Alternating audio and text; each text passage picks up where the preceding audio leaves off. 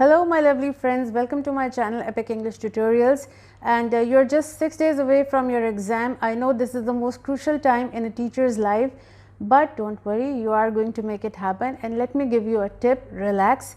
If it doesn't happen in the first attempt, God forbid, trust me, first attempt is just a trial. You get to know what is the atmosphere of the exam like, what is it to appear for such a tough exam in such short time span. And don't worry at all, you have more attempts, 2 more attempts. So first attempt, if it doesn't happen, don't worry at all.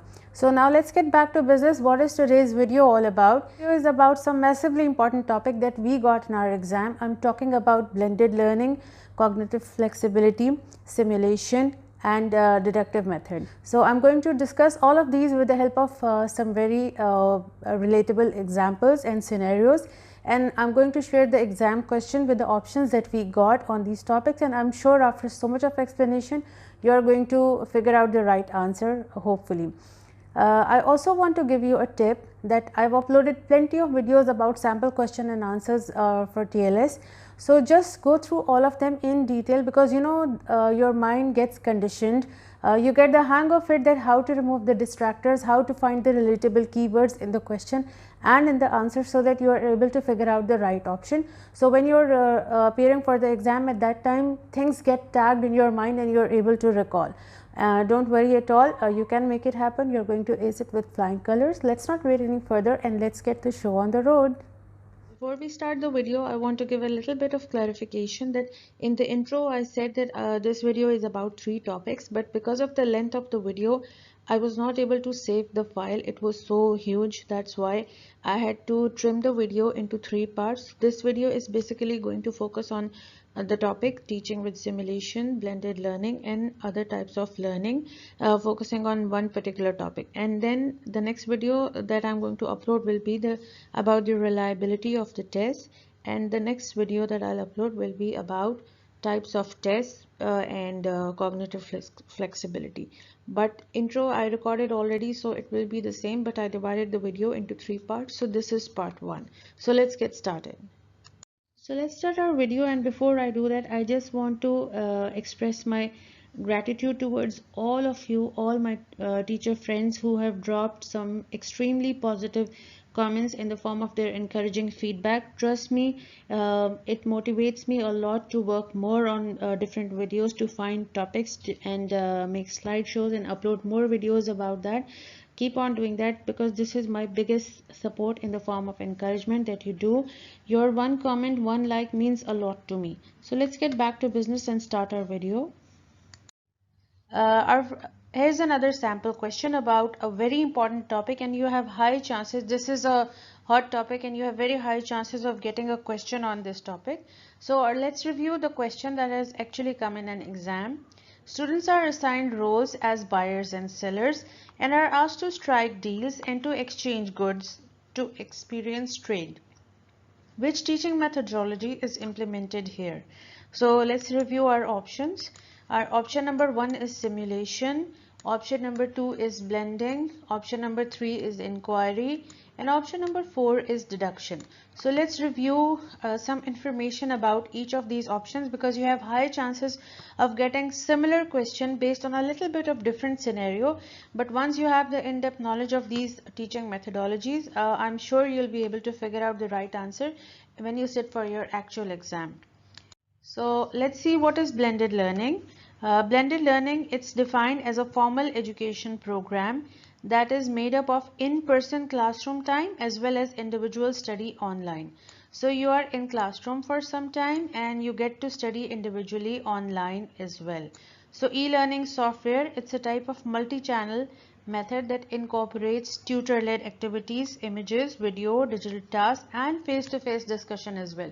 So as you know, the word blended comes from the word blending. When you blend in two things, that is, this is one method, classroom learning, this is second method, online learning. So blended learning is a blend of these two methods. That's why it's called blended learning, because one part of this method is involved and one part of this method is also involved.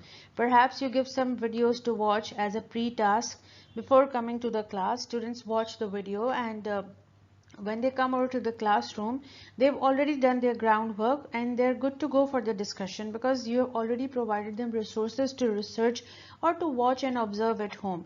For example, if I want to discuss the character of Hamlet with my students, and I've already given them some clips from the whole play Hamlet based on the character of Hamlet in the beginning, or then to be or not to be seen, or the later stage when he's fighting, and the death of Hamlet. So they've already done their groundwork with the clips that I gave them, so they are ready for the discussion once they are in the classroom. So a part of it was done using the software at home, using the technology at home, and part of it will be done while discussion once they are face to face. So that's why it's called blended learning. So our next teaching methodology is called simulation. Let's review what simulation is all about. It means role playing. Basically, simulation means role playing. I actually got this question in my exam, and although I was not well acquainted with the technique of simulation technically, but I just recalled that when I went for my driving classes, we were made to have some lessons on simulator, and we had to drive the car, and they tested it when it's snowfall. Are we having are driving at slow speed? When there is a road bump, are we going to slow down the car or not? So with the help of simulator, we drove a car before we actually did it on the road. So I could relate it with that experience. Similarly, I would advise you relate it with a certain scenario, and sometimes you can make out your answer. So simulation refers to the imitation of real world activities and processes in a safe environment. They aim to provide an experience as close to the real thing as possible. For example, if you want your students to write an essay, a day in a teacher's life. Imagine you are the teacher and you let them teach one class. Suppose there are 10 students in your class, so you let 2 students teach the English period, you'll allow 2 students to teach in the science period, you allow the next 2 students to teach in the maths period. So now they've actually dealt with remaining students in your class, and you're able to make out, they'll be able to make out the technicalities of being a teacher, how a teacher has to stand for 45 minutes, how a teacher has to deal with different diverse students, with a class of so many diverse students, how a teacher has to answer the questions. So this is called simulation method. So after that you tell them to write an essay. So this is what is role playing or simulation method, where they are as close to real life as possible, and this activity has the advantages of allowing the learners to reset the scenario and try alternate strategies and approaches. Sometimes they can have alternate strategies. For example, there is a very disruptive student in your class, and you tell that student that you take the class and I'll be the student one day, and you allow the disruptive student to take the class, and you behave as the disruptive student behaves. So, and you tell the students that you have to control the class in a disciplined manner. Now the student is thinking from a different scenario and alternative strategies, that okay, I can control this disruptive behavior through this. So the student himself is thinking of different strategies which have actually not happened. So this is also a result of simulated lessons. Next method is called inquiry-based learning. Inquiry-based learning is an approach to learning that emphasizes the student's role in the learning process. So basically a student becomes the one who is doing all the inquiry. Rather than the teacher telling students what they need to know, students are encouraged to explore the material, ask questions and share ideas. For example, you tell your students that they have to design they have to plan the use of some empty boxes. So this has never been done before to save the environment. How can it be implemented? So you just told them the concept. Now it's up to them. They reflect, they investigate, they record, they discover, and they plan, they try. So they do all these things based on inquiry method. So these are different stages of inquiry based learning. It's a complete cycle. So basically the student is all in all. It begins from step 1, where the student starts the process, then it leads to some experiences being recorded. After recording the experiences, a discovery is being made, and then they ponder over their discovery, the results, and then they reach a particular conclusion and they reflect on what has been found out. So it's a sequential process, it's a stepwise process, but basically the student is all in all. A student reaches a particular conclusion with the help of different sequential steps. Let's review the next option, which is deductive learning. Deductive learning is a more instructor-centered approach to education. It's the opposite of what we discussed in the previous slide, that was inquiry-based learning. But this is deductive learning. It's a more instructor-centered approach. It's a teacher-centered approach to education. Concepts and generalizations are introduced first to learners, followed by specific examples and activities to support learning. Lessons are generally conducted by the teacher. For example, if I tell my students that Hamlet is a tragic play, okay, why is it a tragic play? Because it begins with a tragic incident of Hamlet's father's death. It's tragic because it's a series of tragic events, because it begins with a tragic event, that is Hamlet's father's death. Then to add fire to fury, Hamlet's mother marries Hamlet's father's brother or Hamlet's uncle right after his death. So this is another tragic event.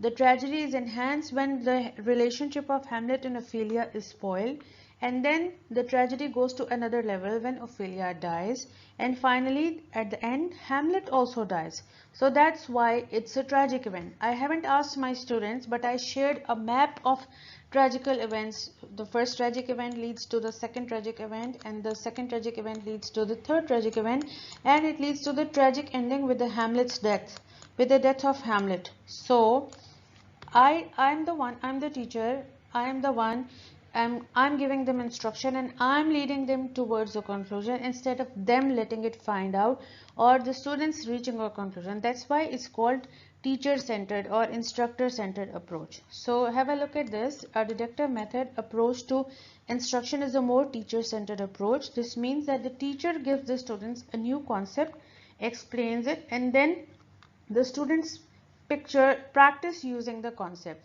It's also called deductive instruction. So remember the example of Hamlet that I gave you. Or for example, if I say I'm doing an essay and I'm telling the students that today's world is a dangerous place to live in. How far do you agree? And I tell my students that yes, you have to agree with the statement, because imagine a series of events, the event of 9/11 or the nuclear bombing or Hiroshima bombing or the present scenario with COVID-19. So all these series of events show that today's world is a dangerous place to live in. So I told my students to look with a pessimistic approach towards this topic and then reach a conclusion, and I told them you follow the same. So obviously this is teacher-centered approach. I showed them everything, I led the path, they followed the direction and they'll respond in the same manner. This is what is called deductive learning. So let's look at our question once again. After so much of explanation, I'm sure you're able to figure out the answer. Students are assigned role as buyers and sellers and are asked to strike deals and to exchange goods to experience trade. Which teaching methodology is implemented here? As I told you, you told students they are assigned roles as buyers and sellers. They are asked to strike deals and to exchange goods. So if you remember right, in deduction, it's a teacher-centered approach. But in this scenario, nothing of teacher-centered sort is happening. So this is a wrong option. In an inquiry-based learning, a student is all in all. And a student begins everything. You just assign the task and a student begins something to reach a conclusion, right? So there is nothing of research happening here. Students are assigned the roles as buyers and sellers. They are asked to strike deals and to exchange goods just to experience trade. But they are not told to reach a conclusion. They don't have to inquire something. They are just experiencing something as close to real life as possible. But nothing of the discovery is happening. No discovery has to be made through experiments, so that they don't have to reach a hypothesis. From a hypothesis, they have to carry out the experiments to reach a conclusion. So that's why there is no inquiry happening here. So this is a wrong option. A blended learning is a combination of learning where the students use technology, e-learning plus some face-to-face learning. So two modes of learning are combined together. That's why they are called blended learning. But here no blended learning is happening here. But as we studied, simulation is another name of role playing. It's you put situations and scenarios as close to real life as possible. So here you want them to experience trade, and you want them to feel how it feels being a trader. So you assign them roles of buyers and sellers. They exchange goods, they experience how you have the deals, how you exchange goods. So they're having a real life experience, and it's through role playing, which fits the definition of simulation. So that's why your true answer is simulation. So that was all from my side. Actually, I had more questions, but the video got too long, so I'll upload the second video tomorrow morning, hopefully. And I wish you the very best of luck for your exam, and I'm very grateful for your positive feedback. Keep on doing that, because that is the only thing which motivates me to work more for my teacher friends, to struggle more, to strive more, to find material and questions and explanation. I'll keep on supporting you, and in return you keep on supporting me. Thank you so much for watching the video, and stay tuned for another video, and tomorrow morning it will be uploaded. Thank you so much for watching. Have a nice day.